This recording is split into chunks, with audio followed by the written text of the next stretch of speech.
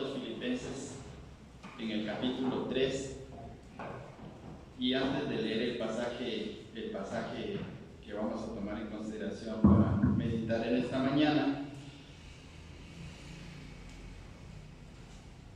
Dios nos ha dado muchas cosas grandiosas, y la obra de su creación en nosotros es perfecta. El Salmo 139 nos habla acerca de esa obra maestra que el Señor ha hecho en nuestras vidas. Nos ha dado facultades, nos ha dado talentos, nos ha dado dones, nos ha dado la capacidad de razonar, nos ha dado la imaginación, nos ha dado el poder de la creatividad, no en el sentido de la divinidad, pero en el sentido de la creatividad. Hay personas que son muy creativas, hay personas que hacen obras maestras, ¿verdad? Pintan bonito, hacen tejidos increíbles, hacen tapetes o los tejidos de los telares increíbles, que uno dice, pues, ¿cómo lo hicieron? Hay personas que tienen la capacidad de la música, y etcétera, podemos mencionar así. Pero resulta que a veces, pues por no poner atención o por no querer hacer uso de esas facultades, o algo pasa en nuestras vidas que no las desarrollamos, que no las tomamos en cuenta, y así las vamos dejando. Se dice que desde el punto de vista de la ciencia, que solamente usamos un 10% de nuestro cerebro, y el 90%, pues ¿qué está pasando? Pues lo estamos desperdiciando, 10% nada más utilizamos. Entonces imagínense si utilizáramos el 90% del cerebro, qué cosas increíbles no serían, pero bueno, así ocurre.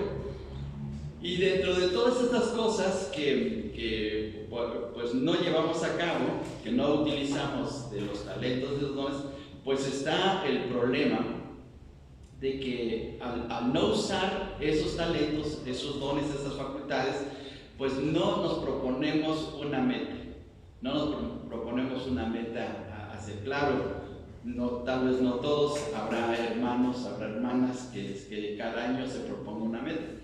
Y como ya estamos a punto de terminar este año, hermanos, vamos a pensar en metas para el próximo año. Y algunos hermanos en algunas predicaciones han mencionado que hay metas terrenales, metas humanas, metas que uno se propone.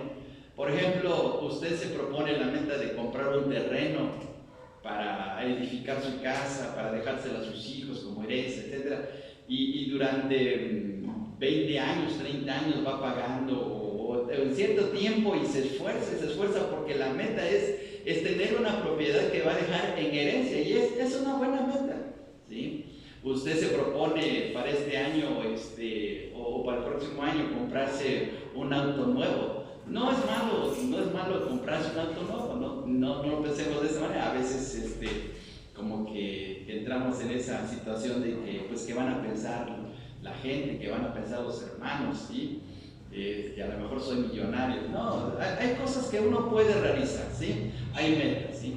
Tal vez usted dentro de sus metas pues quiere aprender un idioma, o como decía nuestro hermano Roberto, y lo ha mencionado en varias ocasiones, la meta de bajar de peso, ¿verdad? De bajar unos kilitos. Bueno, cada quien se puede proponer ese tipo de metas, pero las metas que vamos a ver en esta mañana, y por lo cual debemos de proponernos, es metas espirituales. Y el título del mensaje es: ¿cuál es mi meta espiritual? ¿Cuál va a ser mi meta espiritual para este año que viene? ¿Cuál es esa meta espiritual en la cual me voy a proponer, con la ayuda de Dios, a lograrlo? Y vamos a ver, por favor, aquí en Filipenses capítulo 3, versículos del 7 hasta el 14. Y vamos a leer ahí en nuestros lugares, vamos a leer este pasaje de la palabra de nuestro Dios. Vamos a leerlo todos juntos. Son 7 versículos solamente, van del 7 al 14. Vamos a leerlos, y dice así: pero cuantas cosas eran para mí ganancia, las he estimado como pérdida por amor de Cristo. Y ciertamente aún estimo todas las cosas como pérdida por la excelencia del conocimiento de Cristo Jesús, mi Señor, por amor del cual lo he perdido todo y lo tengo por basura para ganar a Cristo. Y ser hallado en Él, no teniendo mi propia justicia, que es por la ley, sino la que es por la fe de Cristo, la justicia que es de Dios por la fe, a fin de conocerle y el poder de su resurrección y la participación de sus padecimientos, llegando a ser semejante a Él en su muerte, si en alguna manera llegase a la resurrección de entre los muertos, no que lo haya alcanzado ya, ni que ya sea perfecto, sino que prosigo por ver si logro hacer aquello para lo cual fui también asido por Cristo Jesús. Hermanos, yo mismo no pretendo haberlo ya alcanzado, pero una cosa hago, olvidando ciertamente lo que queda atrás y extendiéndome a lo que está adelante, prosigo a la meta, al premio del supremo llamamiento de Dios en Cristo Jesús. Veamos en este último versículo, hermanos, donde Pablo menciona esta frase: prosigo a la meta, prosigo a la meta. El apóstol Pablo tenía una meta, pues aquí lo está diciendo, prosigo a la meta. Entonces, ¿cuál es mi meta? ¿Cuál es mi meta espiritual? No una meta familiar, no una meta financiera, no una meta que tengamos en casa o personal, sino una meta espiritual. Es bueno tener metas, ¿sí? Si usted las tiene, está bien, ¿sí? Si usted tiene, por ejemplo, la meta de pagar todas sus deudas, qué bueno, ¿no? El hermano Roberto, anoche estábamos platicando y él decía, pues, que empecemos el año sin deudas, como iglesia, que empecemos sin deudas. Eso es una buena meta, ¿sí? Que no tengamos deudas y hacernos ese propósito con la ayuda del Señor. Qué bendición.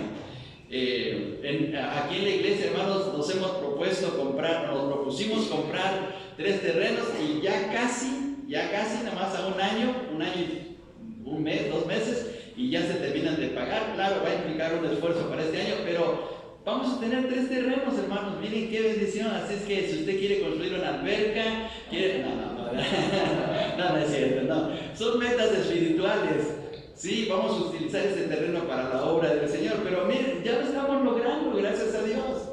De granito en granito, de arena, de participación, de un pesito por acá, otro pesito por allá, se van logrando. Y miren, hacemos cosas grandes. Nos hemos propuesto, hermanos, estudiar los libros de la Biblia paso por paso, y ya vamos en el libro de Esther, ya casi lo terminamos, ya vamos a terminar con los libros históricos del Antiguo Testamento. Fíjense bien, 17 libros hemos estudiado en 5 años, paso por paso. En la escuela dominical ya casi terminamos la reseña, una reseña panorámica también de los libros de la Biblia. Ya terminamos el Antiguo Testamento, ya estamos a la mitad del Nuevo Testamento, ya nada más nos faltan a partir de 1 Timoteo hasta Apocalipsis, y ya casi lo logramos. Fíjense bien, hermanos, se han logrado grandes cosas. En los varones hemos estudiado libros, en la femenil se han estudiado libros, en la unión de jóvenes se han estudiado libros. En este año, metas que se han estado logrando como iglesia. Y qué bendición. Y de seguro que usted también se ha propuesto ciertas metas. Tal vez usted está pensando, bueno, en este año voy a pintar mi casa, o en este año voy a hacer esto, lo otro, etc. Usted sabe lo que tiene en su corazón. Pero es bueno tener una meta. Cuando uno no tiene metas, en primer lugar, pierde tiempo, perdemos tiempo. Cuando no tenemos metas, perdemos tiempo, un tiempo precioso. Miren, déjenme decirles algo muy personal. Siendo joven, allá en la iglesia en Orizaba, conocimos una familia alemana cristiana, y varios jóvenes de nuestra iglesia íbamos frecuentemente con esta familia. Yo pude aprender alemán, hermanos, porque la familia era alemana, era auténticamente alemana, que sabía alemán. Pero no me propuse eso, y ahora me arrepiento de no haber aprovechado el haber conocido de esta familia. Y muchas veces uno de joven dice, mañana lo hago, para después y el próximo año. Y vamos dejando tiempo y ese tiempo después, pues ya no regresa, se pierde. ¿Tiene usted en el caso de las hermanas, tiene usted un mantelito o un bordado que no ha terminado, que ya lo dejó ahí? Que empezó a hacer la servilleta, empezó a tejer la servilleta y ya dijo, no, y lo dejó a medias. Hay cosas que hemos dejado a medias, ¿sí o no, hermanos? Entonces vamos a proponernos metas, pero en este caso, metas espirituales, metas para la gloria de Dios. Ahora, por favor, hermanos, utilicemos nuestras Biblias. Vamos a ver algunos ejemplos de hombres de Dios que se propusieron metas especiales. Vamos primeramente al libro de Josué capítulo 14 versículo 20, el libro de Josué capítulo 24 versículo 15. De seguro que usted conoce perfectamente este texto, lo hemos leído cientos de veces, se han hecho muchas predicaciones en base a este texto. Josué capítulo 24 versículo 15, Josué 24, 15, lo leemos todos juntos. Vamos a leer porque de seguro que usted conoce muy bien este versículo. A ver, todos juntos, 24:15 de Josué. Y si mal os parece servir a Jehová, escogeos hoy a quien sirváis. Si a los dioses a quienes sirvieron vuestros padres cuando estuvieron al otro lado del río, o a los dioses de los amorreos en cuya tierra habitáis, pero yo y mi casa serviremos a Jehová. ¿Cuál era la meta de Josué? ¿Cuál es la meta de este gran líder de Dios? Pues ahí lo vemos claramente. Dice, pero yo y mi familia, porque la palabra casa aquí se refiere al hogar, la familia. Yo y mi familia, mi esposa, mis hijos, vamos a buscar a Dios y le vamos a servir. Pero yo y mi casa serviremos a Jehová. Mire qué meta tan importante. A veces uno como papá, pues se viene a la iglesia, o la mamá se viene a la iglesia y deja a los hijos, o al revés, se vienen los hijos y el papá y mamá se quedan allá en casa. No, pero Josué estaba pensando en toda su familia. Yo y mi casa, él estaba diciendo, yo y mi casa, yo y toda mi familia vamos a servir al Señor. ¡Qué buena meta! Así es que tome en consideración este ejemplo, tomemos en consideración. Procuremos que nuestra familia esté en la casa de Dios sirviéndole, ¿sí? Animando a nuestros hijos, animando al esposo, a la esposa, porque a veces dicen, o a veces decimos, no, váyanse ustedes, ahí los alcanzo, ¿sí? Ahí nos vemos, ¿sí? Ahí yo llego, y ya nada más llegan al amén, algunos, ¿verdad? Algunos llegan nada más al amén. No, como familia, venir temprano, proponernos. ¿A qué horas comienzan los servicios de la iglesia, hermanos? A las 10. Entonces proponernos a las 10 de la mañana llegar puntuales, bien bañaditos, bien desayunados, bien preparados con nuestra Biblia, con nuestro himnario, con nuestro corintario, listo para empezar a darle lugar a Dios. Pero como dice Josué, yo y mi casa serviremos al Señor. Miren qué buena meta para este próximo año. ¿No le gustaría tomar esta meta? ¿No le gustaría que usted y su familia, nosotros, cada uno de nosotros, como padres, traer a nuestros hijos a la casa de nuestro Dios? Eso es una buena meta a imitar. Vamos a un ejemplo más todavía. Vamos a 1 de Samuel capítulo 12, versículo 23. Vamos a ver el ejemplo de otro gran hombre de Dios con una meta muy especial. 1 de Samuel capítulo 12 y versículo 23. 1 de Samuel capítulo 12 y versículo 23. A ver, vamos a leer también todos juntos. 12, 23 de 1 de Samuel. Y dice así, todos juntos.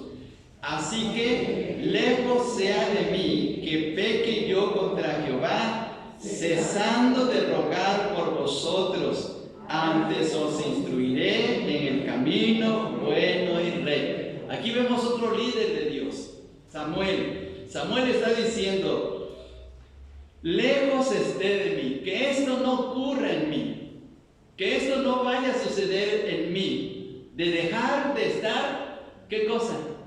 ¿De dejar de qué? ¿De cesar de qué? De rogar por vosotros. ¿A quién se estaba refiriendo la palabra vosotros? Pues a su pueblo, a su pueblo.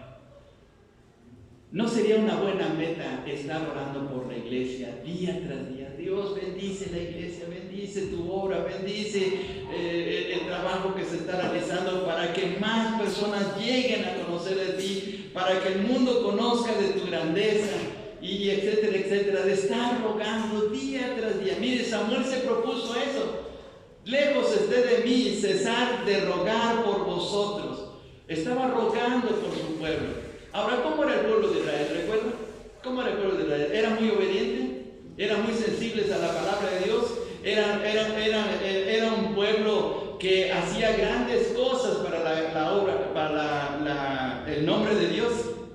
No, porque eran rebeldes, eran testarudos, desobedientes, idólatras, y a veces tenían tiempo de avivamiento, pero pasaba el avivamiento y otra vez se venían abajo. Entonces, ¿qué estaba diciendo aquí Samuel?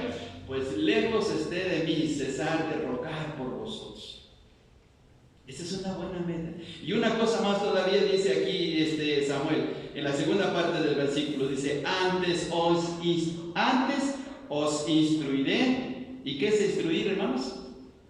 Enseñar, ¿verdad? Enseñar. Antes os enseñaré el camino bueno y recto. De enseñar la palabra de Dios, de enseñarles el camino correcto. Ahora, ¿cuesta trabajo enseñar el camino correcto?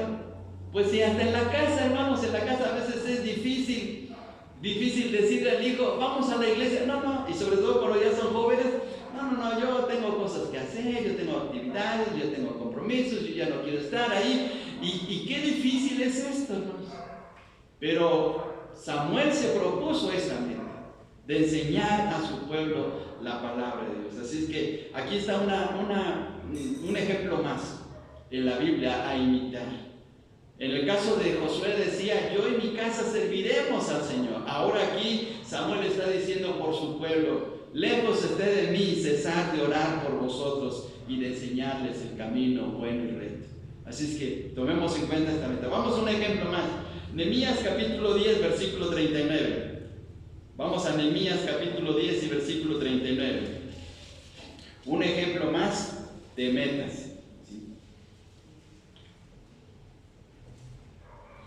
Nehemías capítulo 10, versículo 39. Vamos a leer todo el versículo 39. Dice así, todos juntos. Porque a las cámaras del tesoro han de llevar los hijos de Israel y los hijos de Leví la ofrenda del grano, del vino y del aceite. Y allí estarán los utensilios del santuario y los sacerdotes que ministran, los porteros y los cantores. Y no abandonaremos la casa de nuestro Dios. ¿Cuál es la meta? Veamos la última frase. Dice, y no abandonaremos la casa de nuestro Dios. No abandonaremos la casa de nuestro Dios. En la carta a los Hebreos, capítulo 10, versículo 25, dice, no dejando de congregarnos como algunos tienen. Fíjense bien, como algunos tienen por costumbre. Fíjense, en ese tiempo ya había hermanos que pues dejaban de congregarse, porque así lo dice la carta a los Hebreos. Pero la meta aquí en Nehemías dice, no abandonaremos la casa de nuestro Dios. No abandonar, ¿sí? Hace años, cuando estaba la hermana Mari, tenía aquí el club. Resulta que bajó el número de niños que asistían al club y un sábado llegaron unas niñas y vieron que había poquitos niños y dijeron, hermana Mari, ¿por qué tan poquitos niños? Y la hermana Mari les dijo, pues no han llegado. Y ellas dijeron, no vamos a dejar caer esto, vamos a invitar. Y estas niñas salieron a las calles a invitar a más niños. No vamos a dejar caer esto. Fíjense bien qué cosa tan especial. En unas niñas que son vecinas de por acá. Y dice aquí el texto, no abandonaremos la casa de nuestro Dios. Propongámonos no abandonar la casa de nuestro Dios. porque este es algo muy especial para nosotros, ¿sí? Como hijos de Dios, como redimidos por la sangre del Señor, tomemos en cuenta el valor de estar en la casa de nuestro Dios. Así es que es otra buena meta. Vamos todavía una más. Vamos hasta el Nuevo Testamento, capítulo 19 de Lucas y el versículo 10. Y de seguro que usted ha leído muchas veces este versículo. Lucas capítulo 19 y versículo 10. Lo sabemos hasta de memoria. Lucas capítulo 19 y versículo 10. Y aquí está la meta del Señor Jesús. La meta del Señor Jesús. Dice de la siguiente manera, todos juntos el texto, vamos a leerlo. Porque el Hijo del Hombre vino a buscar y a salvar lo que se había perdido. ¿A qué vino el Señor? ¿Cuál fue la meta del Señor venir a este mundo? Venir a buscar y salvar ¿a quiénes? A los que se habían perdido. ¿Sí? ¿Conoce usted gente que vive perdidamente? ¿Conoce usted gente? ¿Vecinos? ¿Familiares? ¿Amigos? Sí los conocemos. ¿Qué tenemos que hacer en esta meta? En la meta del Señor Jesús. ¿Qué hizo Él en primer lugar? Buscar, dice, buscar. Y luego salvarlos. Él vino a buscar y a salvar. ¿Nosotros qué podemos hacer? Pues ir a buscarlos y hablarles de la palabra de Dios. Nosotros no los podemos salvar, pero el Señor sí. Pero los podemos compartir la palabra del Señor, ¿sí? ¿Cómo podemos hacerlo? Miren, una forma muy sencilla. Ni siquiera es como para irse al fin del mundo. Pero propongámonos cada semana tener 5 folletos. 5 folletos. Y un folleto repartirlo a una persona cada día. Fíjese bien, nada más 5 folletos, nada más tener 5 folletos para una semana. No lo reparta así, nada más por repartirlo. No a la primera persona, no. Primero dígale al Señor, Señor, muéstrame a la persona a quien pueda repartirle o darle este folleto. Póngase en oración, ore al Señor. Y cuando el Señor ponga en su corazón a quién, porque el Señor va a hablar, el Espíritu Santo va a hablar a nuestro corazón y nos va a indicar, entonces a esa persona, mire, le obsequio este folleto que le habla del amor de Dios. A través de este mensaje Dios cambió mi vida y lo puede hacer para usted. Se lo comparto. 5 folletos, 1 por día. ¿Cree usted que es una cosa extraordinaria? ¿Cree usted que es como para convertirse en un mártir? No, es algo muy sencillo. Pero ahora fíjese bien. ¿Cuántas semanas tenemos en el año? 52, son 52 semanas. Les quitamos, porque son 5 folletos, nada más es para 5 días. Les quitamos los 2 días de fin de semana, sábado y domingo. Pero 5 folletos. ¿Cuántos folletos estaremos repartiendo en un año? Nada más de 5 en 5 cada semana. Fíjese bien, en un mes estaremos repartiendo 20 folletos, porque son 4 semanas, que diga, 4 semanas de 5 días, serían 20 folletos. Multiplíquelo por 10 meses, 200, agréguele todavía 40 más, 240 folletos al año. Eso quiere decir que usted le está compartiendo el mensaje, o les estaremos compartiendo el mensaje a 240 personas al año. Mire qué increíble, y sin tanto esfuerzo. Ahora, si somos 10 hermanos, si nos proponemos 10 hermanos a hacer esta meta, ¿cuántos folletos, o mejor dicho, a cuántas personas estaremos compartiendo el mensaje del Evangelio en un año? 2,400 personas. ¿Se imaginan? ¿No es una buena meta? Y nada más de un folleto por día. Nada más de un folleto por día. Fíjese bien, hermano, qué cosas no podemos lograr para la gloria de nuestro Dios. Por eso el Señor Jesús vino a buscar y a salvar lo que se había perdido. Ahora, este método de repartir un folleto diario, ¿sabe qué? ¿De dónde salió? ¿Sabe de dónde salió esta meta? De la Coca-Cola. De la Coca-Cola.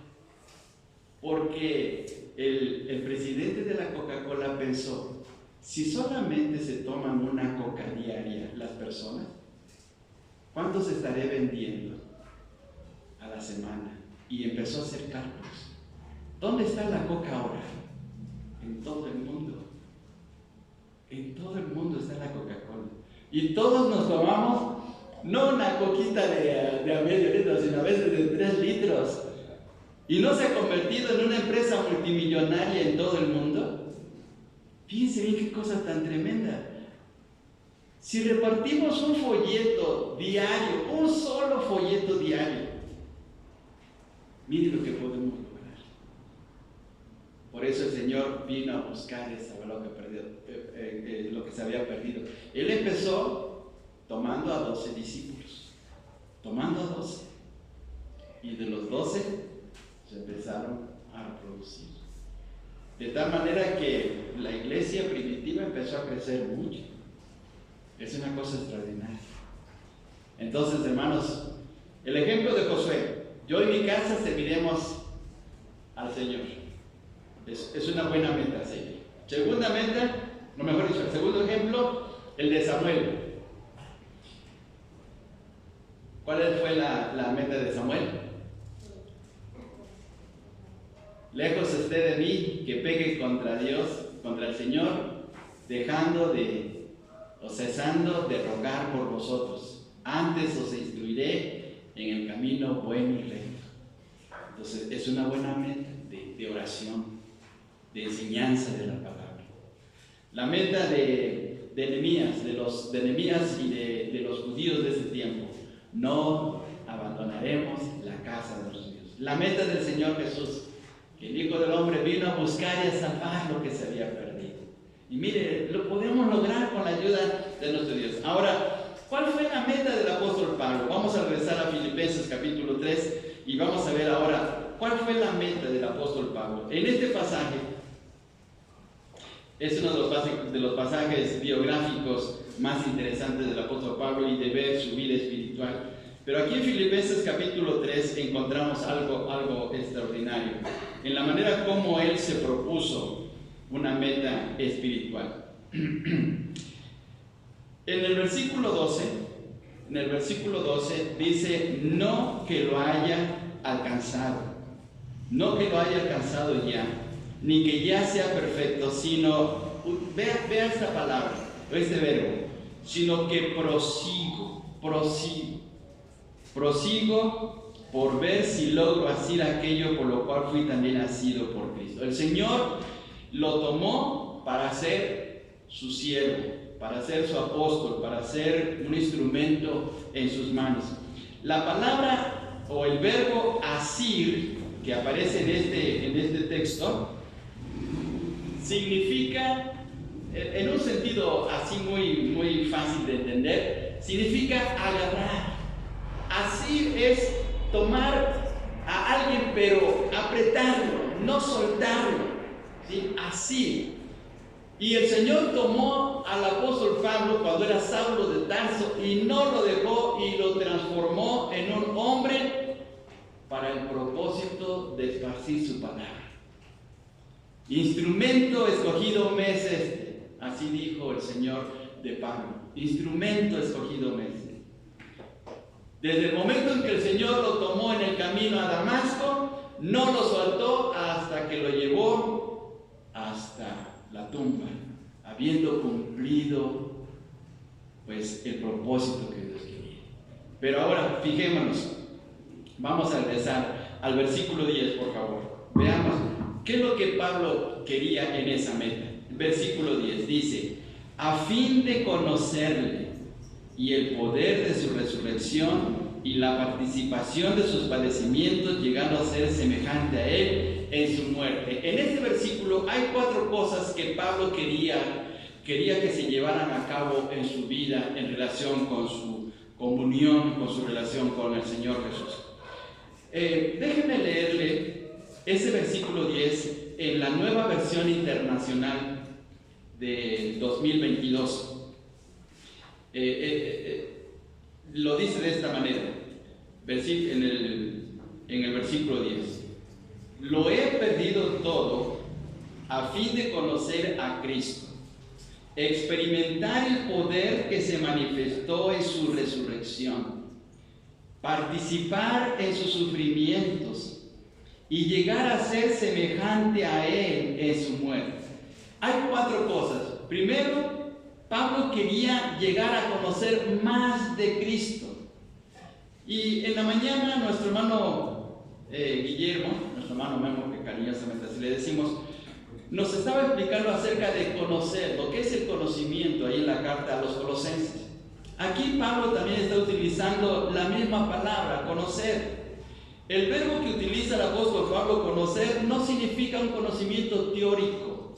No significa como aprenderse las tablas de multiplicar así de memoria y de corridito.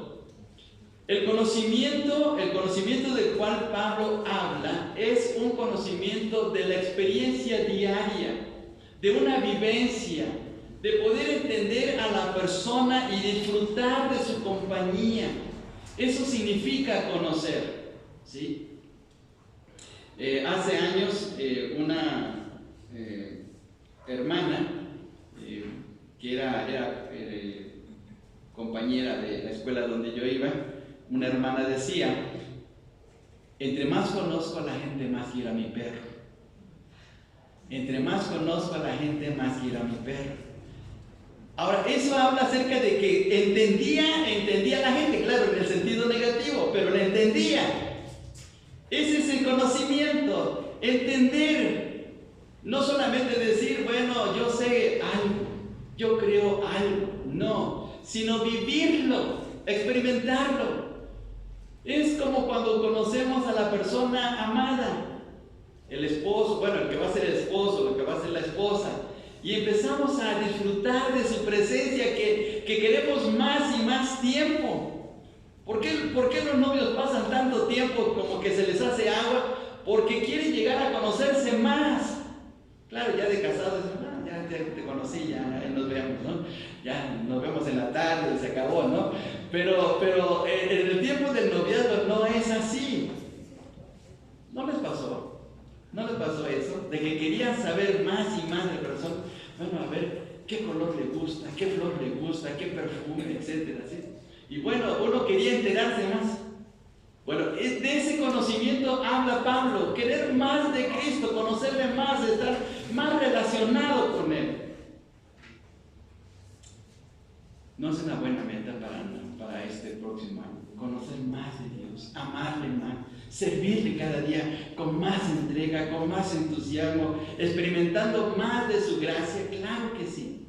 La segunda cosa que menciona Pablo en este versículo, tomando en cuenta la versión que les acabo de leer, dice: experimentar el poder que se manifestó en su resurrección. ¿Qué significa esto? ¿Qué significa esta frase que Pablo está diciendo? Experimentar el poder que se manifestó en su resurrección. La resurrección para un cristiano no solamente es un hecho histórico, es mucho más allá. Es cierto que Cristo resucitó, es la única persona en todo el mundo que tuvo el poder y que tiene, mejor dicho, el poder de la resurrección. Todos los demás líderes religiosos están en la tumba. ¿Dónde está Mahoma? En la tumba. ¿Dónde está Buda? En la tumba. ¿Dónde está, bueno, cualquier líder religioso que usted piense? ¿Dónde está José Smith, por ejemplo? Está en la tumba. ¿Dónde está Carlos Russell de los Testigos de Jehová? Pues está en la tumba. Todos los líderes religiosos. Pero Cristo resucitó. Y no solamente es un hecho histórico, sino es el poder transformador para nuestras vidas. Por medio de la resurrección, hermanos, se selló nuestra justificación. Por favor, vayamos a Romanos capítulo 4. Vayamos a la carta a los Romanos, hermanos, por favor, capítulo 4. Y veamos lo que dice el versículo 25. Romanos capítulo 4 y versículo 25. Dice de la siguiente manera: el cual fue entregado, se está refiriendo al Señor Jesús, el cual fue entregado por nuestras transgresiones. Pero veamos la siguiente frase: y resucitado, ¿para qué? para nuestra justificación, por causa de la resurrección. Nuestra justificación es válida, tiene garantía, porque en Cristo se cumplió toda justicia de Dios. Miren qué bendición. Entonces, ese poder es el que quería experimentar el apóstol Pablo día tras día. Una cosa más todavía, es la garantía de tener vida espiritual. Vamos a Romanos capítulo 8 y versículo 11. Romanos capítulo 8 y versículo 11. Y lo leemos todos juntos, hermanos. Romanos 8, 11. Dice así, todos juntos. Y si el espíritu de aquel que levantó de los muertos a Jesús mora en vosotros, el que levantó de los muertos a Cristo Jesús vivificará también vuestros cuerpos mortales por su espíritu que mora en vosotros. Mire qué tremendo. El poder de la resurrección estaba aquí en este texto, en el Espíritu Santo, levantando al Señor Jesús y levantándonos también a nosotros, animándonos a seguir la vida espiritual, la vida cristiana. Todavía una cosa más, 1 Corintios capítulo 15, versículo 14. 1 Corintios capítulo 15, versículo 14. Es la garantía de nuestra justificación, es la garantía de tener vida espiritual. Y ahora vemos el capítulo 15, versículo 14 de 1 Corintios. Dice así: y si Cristo no resucitó, vana es entonces nuestra predicación, vana es también vuestra fe. Entonces, en el sentido inverso, ¿qué es lo que hace la resurrección? Le da la garantía a nuestra fe. ¿Nuestra fe es verdadera? Claro que sí. ¿Y cómo comprobamos que nuestra fe es verdadera? Porque estamos creyendo en un Salvador, en un Redentor vivo, no muerto, que no está en la tumba. La tumba está vacía. Por Cristo es que tenemos una fe grandiosa, una fe que vence al mundo. Así es que qué bendición que a través de la resurrección tenemos esa garantía. Y es lo que Pablo quería experimentar, de ese poder de la resurrección de su vida para llevar a cabo la obra del Señor. Todavía una última cosa. 1 Corintios capítulo 20, 1 Corintios 15, 20, y dice así todos juntos: mas ahora Cristo ha resucitado de los muertos, primicia de los que durmieron es hecho. ¿Qué quiere decir este texto para nosotros? Significa que como Cristo resucitó, un día también nosotros vamos a resucitar. Nuestro cuerpo va a ser llevado a la tumba, sí. Ahí va a quedar por muchos años, bueno, en lo que el Señor llega por segunda vez. Ahí va a quedar nuestro cuerpo, pero un día nuestro cuerpo se va a levantar. Ahora vamos más adelante, por favor, versículos 50 y 51. 50 y 51, dice de la siguiente manera, todos juntos: pero esto digo, hermanos, que la carne y la sangre no pueden heredar el reino de Dios, ni la corrupción hereda la incorrupción. He aquí os digo un misterio: no todos dormiremos, pero todos seremos transformados. Todavía el 52, en un momento, en un abrir y cerrar de ojos, a la final trompeta, porque se tocará la trompeta, y los muertos serán resucitados incorruptibles, y nosotros seremos transformados. Miren, qué tremendo va a ser esto, ¿sí? Va a ser una cosa muy increíble, ¿sí? Hace 5 años llevamos a la hermana María el cementerio que está allá en Los Olivos. Ya nos informamos que solamente puede estar un cuerpo en ese cementerio por 6 años, nada más por 6 años. Ya este próximo año ya se cumplen los 6 y ya como familia ya pensamos, vamos a sacar el cuerpo de la hermana María y lo vamos a transportar a otro cementerio, y de seguro que vamos a ver sus huesitos, vamos a ver lo que está de sus restos, de su cuerpo, pero un día, como dice este pasaje, volverá a levantarse, y así nos va a ocurrir. Qué tremendo va a ser eso, hermanos. Va a ser una cosa increíble. Todos aquellos que hemos tenido ya a nuestros familiares que creyeron en el Señor y que están en la tumba y que ya nada más quedan sus restos, pero un día, por esta promesa grandiosa, Mire qué bendición tan tremenda. Dios, por el poder de la resurrección, nos va a levantar. Y ese mismo poder está actuando en nosotros para ir creciendo cada día más y más y más, llegando a la estatura del varón perfecto. Y es lo que el apóstol Pablo quiere experimentar en su ministerio, en su vida, para que la obra de Dios se realice. Fíjense bien qué cosa tan tremenda. Una tercera cosa que Pablo se había propuesto de poder realizar en esa meta tan grande que él tenía con relación al Señor Jesús. En el versículo 10 también dice, además de conocer a Cristo y de experimentar su resurrección, dice participar en sus sufrimientos. Participar en los sufrimientos no significa que Pablo estaba diciendo, pues ahora que soy cristiano, ahora sí, péguenme o hagan lo que quieran para que pueda experimentar de los sufrimientos de Jesús. No, eso no, sí. No, Pablo no se flagelaba. Pablo no utilizaba eso como para sentir más del sufrimiento de Jesús, no. Sino que lo que Pablo estaba diciendo era que participaba en los sufrimientos de Cristo para llevar a cabo su obra. Y aunque el mundo lo rechazara, aunque el mundo estuviera con él, para él era su bendición el poder servirle, el poder amar al Señor, aunque todo el mundo se opusiera. Ahora, ¿recuerda usted cuando Pablo llegó a la ciudad de Filipos y empezó a predicar la palabra de Dios? ¿Se acuerda de esa muchacha que él, Dios lo utilizó para sanar a una muchacha que tenía espíritu de adivinación? ¿Se acuerda ahí en Hechos capítulo 16?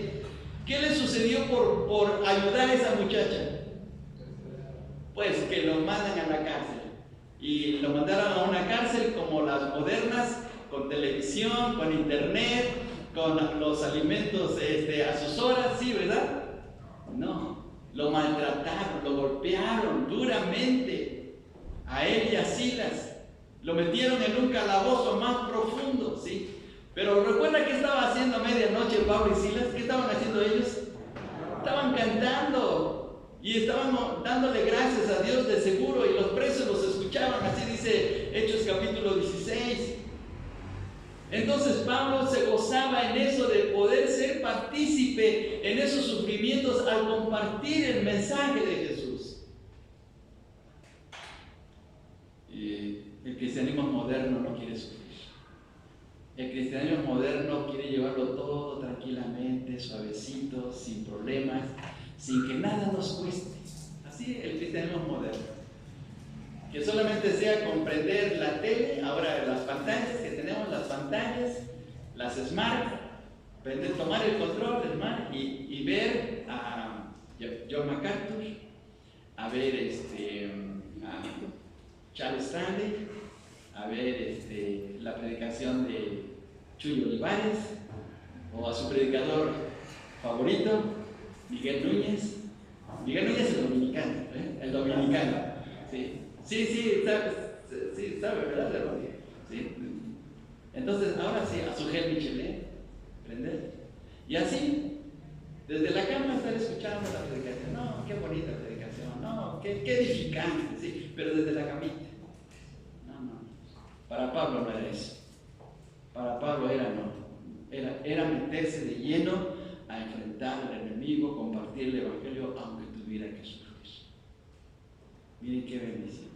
Y es lo que Pablo quería tener como meta, seguir experimentando más y más de eso para servir a quien le había salvado de una manera tan tremenda. Y lo último, veamos todavía en este versículo 10, en la parte final dice, y llegar a ser semejante a él en su muerte. ¿Qué Pablo quería morir crucificado? ¿Pablo quería morir crucificado? No estaba anhelando eso. Él no pensaba de esa manera. Llegar a estar en su muerte significaba completar la obra de Dios. Vamos por favor a Juan capítulo 17, versículo 4, para que veamos en la manera como el Señor Jesús lo dice. Juan capítulo 17, versículo 4, por favor. Juan 17 y versículo 4. Dice, yo te he glorificado en la tierra, He acabado la obra que me diste que hiciese. Ese era el propósito también de Pablo. Miremos cómo lo está diciendo el Señor Jesús. Yo te he glorificado en la tierra. He acabado la obra que me diste que hiciese. Llegar a la muerte habiendo terminado la carrera. No dejar nada a medias.